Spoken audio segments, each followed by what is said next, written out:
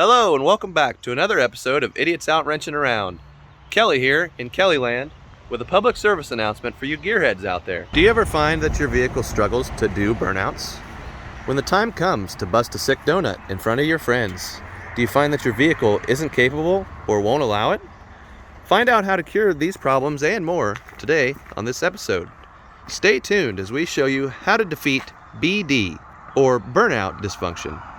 Millions of vehicle owners each year struggle with BD, burnout dysfunction. Problems can stem from not enough power, too big of tires, other issues. But today we're going to talk about one specific issue, and that is traction control. Traction control, simply put, is a computerized program that makes your vehicle unable to do burnouts. Somewhere along the lines, the government decided it'd be a good idea to keep people safe and make their vehicles safer to drive. What stemmed from this was the programs such as traction control and electronic stability control.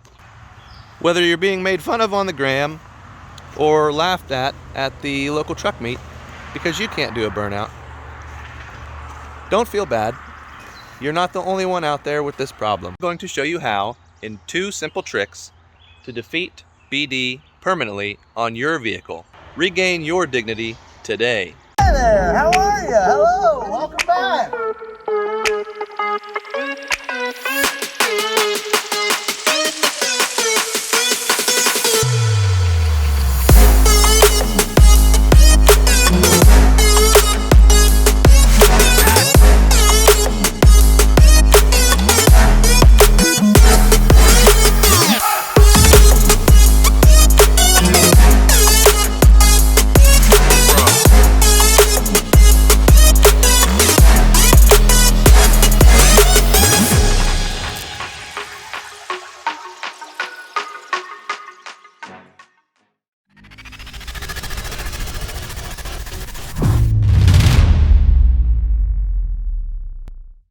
Alright guys, time to get serious here about burnout dysfunction.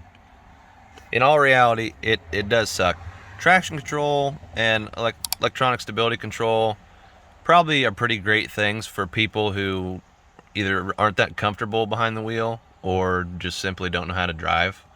But for those of us that like to have fun and know how to drive, we're all very familiar with this button right here, traction off. In my 2017 Dodge Ram, or Ram 1500, whatever the hell you want to call it, I can hit traction control off and it will let me do a brake stand. But as soon as you let off the brake, usually the traction control will come back on and put a stop to your fun. If you put the truck in 4 low, it will keep traction control and electronic stability control off, but that's no good for burnouts, and you can only go so fast in 4 low. So I've got some tricks to share with you today to make your truck a little bit more fun to drive. Keep in mind this is defeating some safety features of your vehicle, so not something you should probably play around with if you're not comfortable keeping control of your vehicle in less than ideal driving conditions, something like that. So the first thing you can do is very easy but slightly inconvenient. Pop your hood, and like I say, we're doing this today on my Ram 1500. This may or may not work.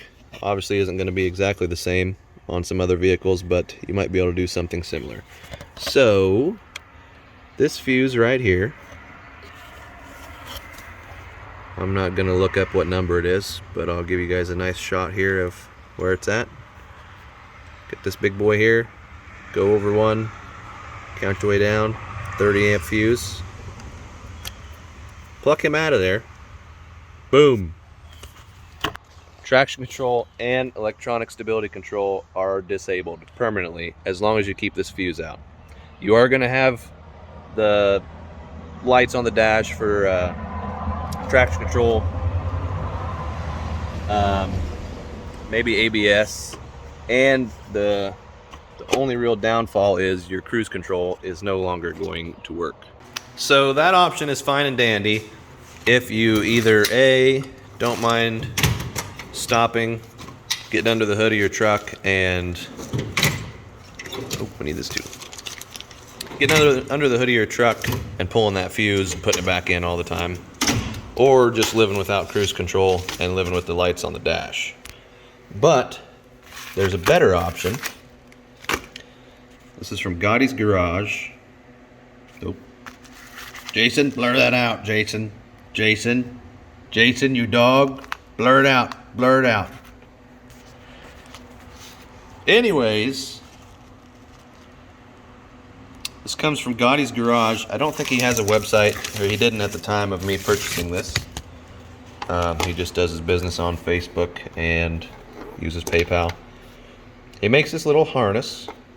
Which basically, you're going to pull that fuse that I showed you, and then you're going to put these two spade connectors on in its place. And it is just running up. I should have got the Tripod 9000 out for this deal. It's just running up to your, I don't know what these are called, the old style fuse. Still 30 amps. It's in a nice weatherproof little container here. I'm not sure how I'm going to route that. Hopefully I can fit it in the fuse box, but run these connectors into the fuse block. You got your fuse. Comes around. You got a nice little connector. So you can pull this out of there, I suppose, keep it out of sight if you're not using it. If you were to hook these two wires together, it would be the exact same as how your truck was stock. You're just using a different style fuse on this big Gaylord dongle. But what this is made for, and what I'm going to do is I'm going to run those wires into the cab and mount myself a switch, toggle switch. So when the switch is activated, the circuit will be broken, and it'll be the same as pulling the fuse. And then when you're done doing your burnouts and stuff and you want to use your cruise control, boom, you just flip her back over and everything's hunky-dory fine, back to normal. It's like magic or something. I don't know. Anyways, we're gonna get started in installing this thing, and yeah, might talk a little bit about how the leveling kit and tires are holding up. Talk about what that great big contraption is on the back of my truck, maybe. So, yeah, we'll be back with you in a sec. What is up, guys? We are back. I might have lied. It's been more than a second, but it's been a couple days.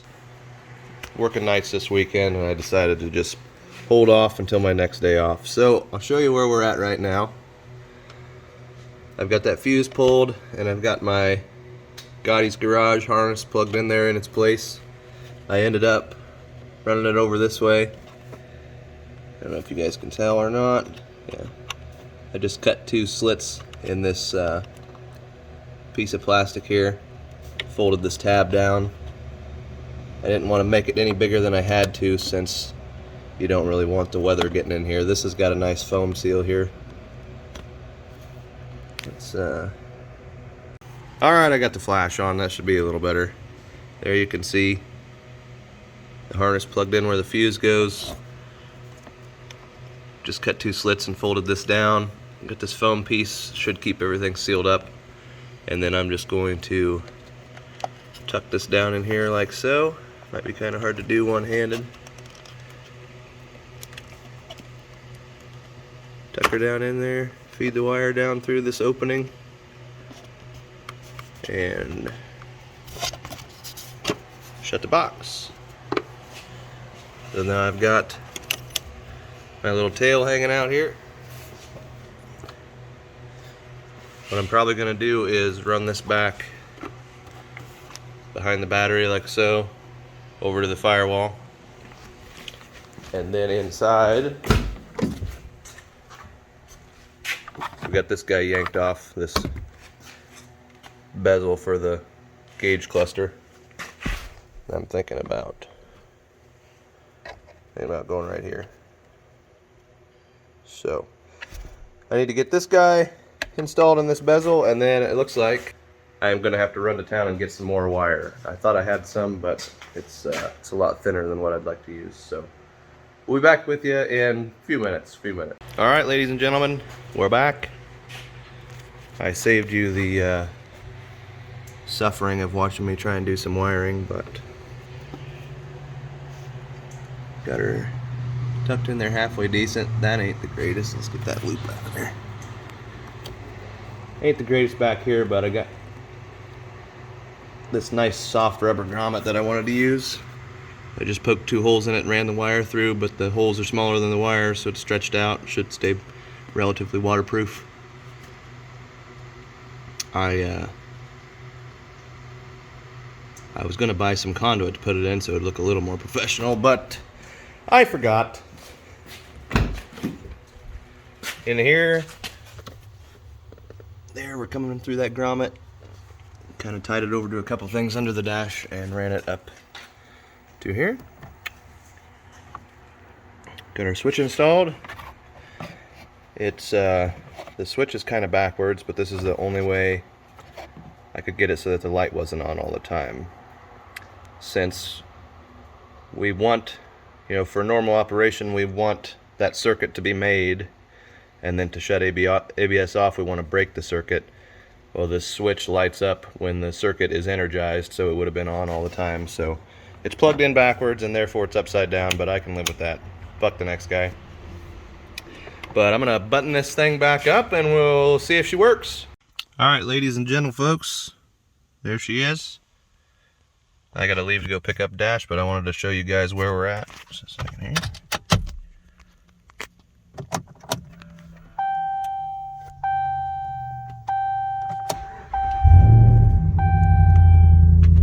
Boom. Truck's running. We got no lights on, and then we flip this little switch right here.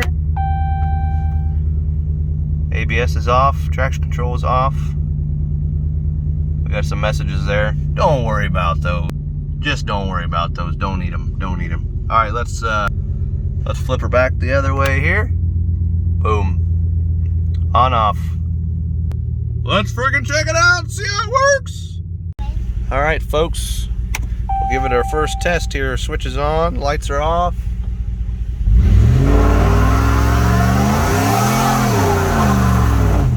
That's better. Alright, let's see how it works now that we're done. Boom, lights are gone, we're back to normal, set to cruise, boy! Alright guys, there's just one more test we gotta do here, so stay tuned while we head to the spot.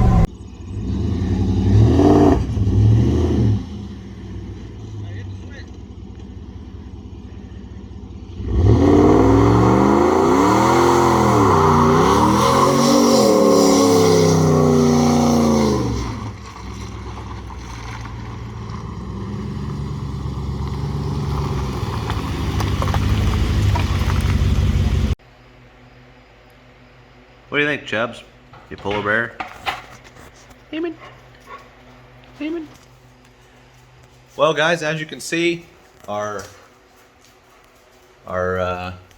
ABS ESC control switch works perfectly.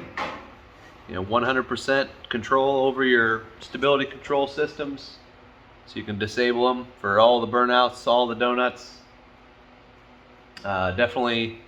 Next upgrade on this thing is probably going to be a limited slip differential, and then probably a winch after that, and then I might just be done tinkering with it. This contraption here, as I mentioned before, is actually a Smitty-built XL rooftop tent. I think I have a clip of it. Maybe Jason can get her in now.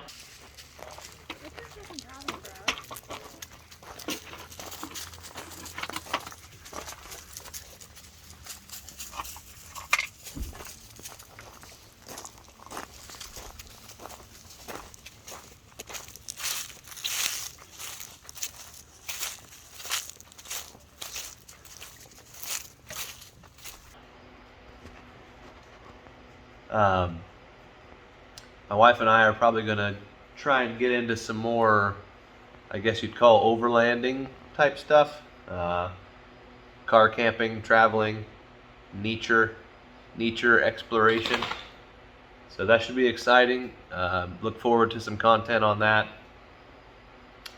Definitely not trying to be big time overlanders or anything like that, but probably no hardcore off-roading, just like some dirt roads and stuff like that. We like to go hiking, especially with the dogs and stuff, and we're looking forward to getting Dash into that sort of thing. The leveling kit tires update. It's been on there a few thousand miles now. Definitely the leveling kit, the control arms are the way to go.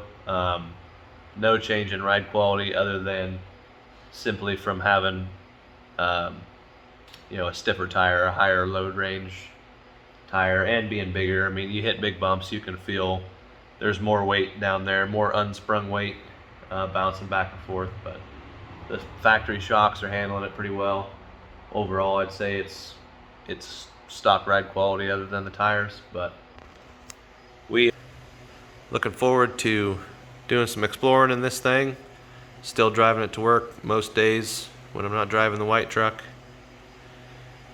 This strange dog. But that's gonna wrap it up for this one, guys. Don't forget to like and subscribe. Should have some white truck content coming out soon. Jason's gathering up some more parts for the BMW. Blake, I think, is getting all his parts list knocked off for the Envoy. He should be getting some progress on that in the near future.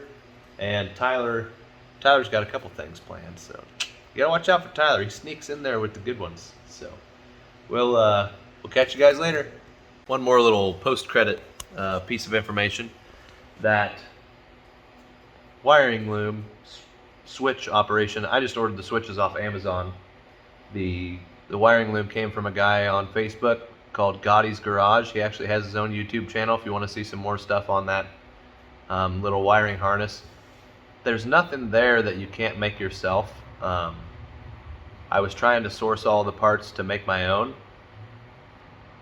just so I could get away from having to pull that fuse and stuff, and then I ran into him on Facebook on one of the RAM forums and decided to just go with him.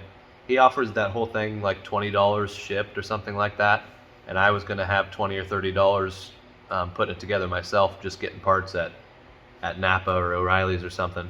I was trying to figure out how to do a Bluetooth, like wireless version, the Bluetooth switch, but I just wasn't having much luck finding parts since that circuit is energized all the time. But if you're interested in doing this to your truck, you have any questions, get at me in the comments or on Instagram, or go hit up Gotti's Garage on Facebook or YouTube. So, all right, thanks guys. See you later. There's a problem with the